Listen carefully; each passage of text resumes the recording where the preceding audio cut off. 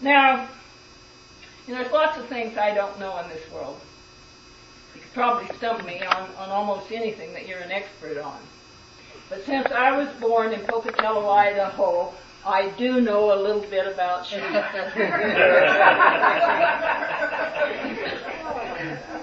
We used to say, I'm from Idaho and I'm going back.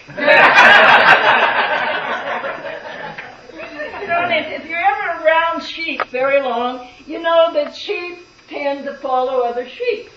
I mean, just absolutely, insistently. In fact, we had you know how that rim rock runs around in Billings, the rock? We had rim rock along the side of the hills there in Pocatello, and the sheep would be there, and if one sheep went off the side of that rim rock, you were likely to lose the whole flock, just one after another, like California drivers in the fog.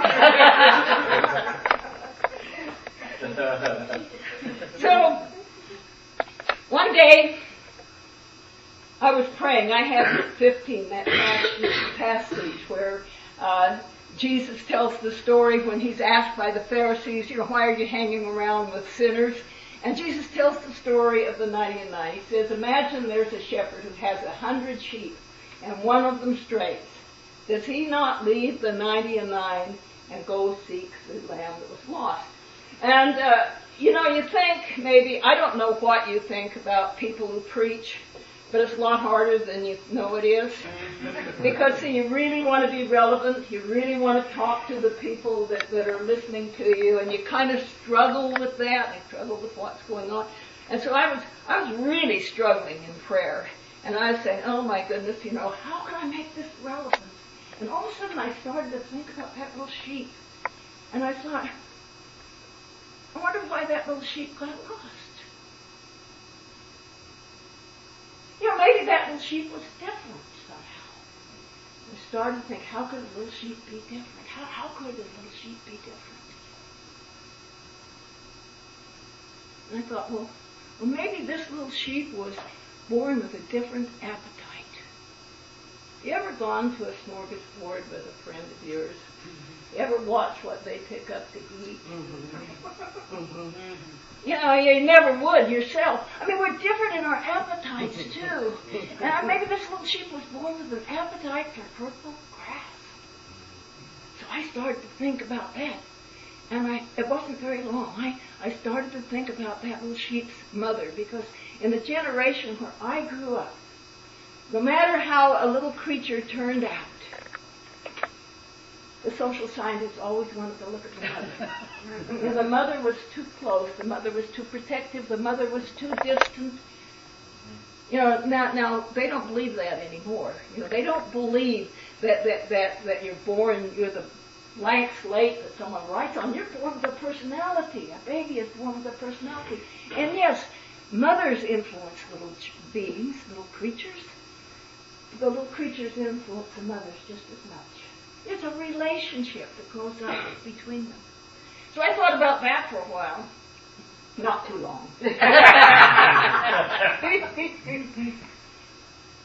I thought, I just imagined this little mother with this little sheep. And you know how mothers are with you, how you sense things? How now holding that little sheep and thinking, I guess mother sheep don't hold little sheep, do they? But just thinking, little sheep, don't be different. Please don't be different. Imagine that little sheep thinking, how do you not be different? How do you not be different? I'm looking at the other little sheep to try and figure out, how do you not be different? How can I act like that? Something? You know the way that God created you? It's impossible for you to tell a lie. Did you know that? Did you know that? You might say, well, you went too far that time, Freda. I'm a good liar. She said, you'd never know I was lying to you. Well, maybe I couldn't. But the way that we're created, you cannot lie, you cannot be false without doing violence to your bodies. That's what the lie detector is about. The voice stress detector is all about. Is that your body is going to rebel against being false. It really, really will. Sigmund Freud, the father of psychology, said that a person may train their face to tell a lie. They may train their voice to tell a lie. But Sigmund Freud says that it's going to be coming out all the time. They're going to tap it out with their fingers. They're going to tap it out with their feet. They might even just blurt it out loud. A Freudian slip isn't something you wear, you know. That's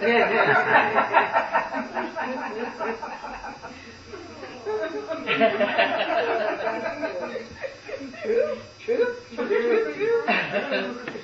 So he's looking at the other little sheep and he's thinking, well, how do you not be different?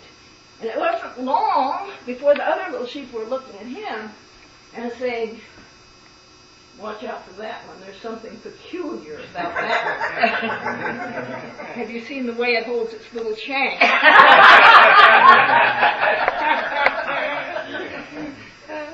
Mother was so worried, she took the little sheep to a sheep shrink. She said, doctor, I'm so worried about my little sheep. And the doctor says, well, looks like a perfectly good little sheep to me. What's the problem? Mother said, oh, it's got an appetite for purple grass. Doctor said, don't worry about it. It's just a stage it's going through. It'll learn to get over it in life what's really good for it. And the little sheep thinking, well, what's really good for me? Oh, no way. So, the little sheep grew a little bit older, and one day he had an older and wiser friend. And the older and wiser friend said, little sheep, you shouldn't have an appetite for purple grass. The little sheep said, well, why not? There's a lot of it around if you know where to look. I'm not harming anybody.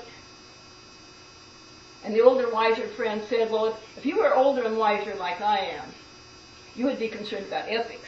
And if you were concerned about ethics, you would have studied Immanuel Kant's categorical imperative. And if you'd studied Immanuel Kant's categorical imperative, you would know that a categorical imperative has two parts. The first part, categorical means in all categories, everything that you do. This is categorical. Imperative is you must do it. The first part of the categorical imperative is that you must never treat a person as a means to an end. Every person has to be treated as an end in themselves, that they have a sacred self. The second part of the categorical imperative is that you must always act so that the principle of your action could be made a universal principle. Now, little sheep, if all of the sheep in the world went out and tried to eat purple grass, there's not enough to go around. We'd all starve to death. You could be the end of the sheep race. You've heard that one. Well, she said, well, yeah, you know, I can't argue with Immanuel Kant, but I can sure argue with you. It seems to me that you've misapplied this principle. It seems to me that if everyone did just what was natural to them, there'd be plenty enough of everything to go around, and we'd live in a happier world, too. Amen. And with that little sheep went out and went into the purple grass, was really kind of just living, until one day, there it was, the flock moralist. Standing in front of that little sheep said, little sheep, you should not eat purple grass. And the little sheep said, well, why not? I have an appetite for it. It's around me, you know, where to look for it. I'm not hurting anybody. And the flock moralist, but the good shepherd does not want you to eat purple grass. The sheep said, are you sure? Are you sure the good shepherd? You know, because sometimes in that little sheep's life, the only one that the little sheep really felt close to was the good shepherd. There was just a sense, a feeling that little sheep got around the good shepherd and thinking of him and feeling really close. He said, are you sure? Are you sure?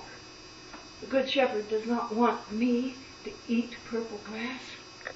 And the flock moralist said, well, of course I'm sure. Who do you think I am anyway? I stand behind the pulpit every Sunday morning. I'm on radio. I'm on TV. Of course I know you shouldn't eat purple grass, that God does not want you to. And little sheep says, oh dear. Then I won't eat purple grass. I won't even think about eating purple grass. I won't even thinking about eating purple grass. It wasn't long before all that little sheep could think about was not thinking about what it wasn't going to think about. Absolutely, totally obsessed with not thinking about what it wasn't thinking about. And he was hungry. You know how mean you are when you're hungry? Walking around hungry, obsessed with not thinking about what he wasn't going to think about, so he couldn't think about anything else, surrounded by green grass eaters, blatantly eating green grass all over the place.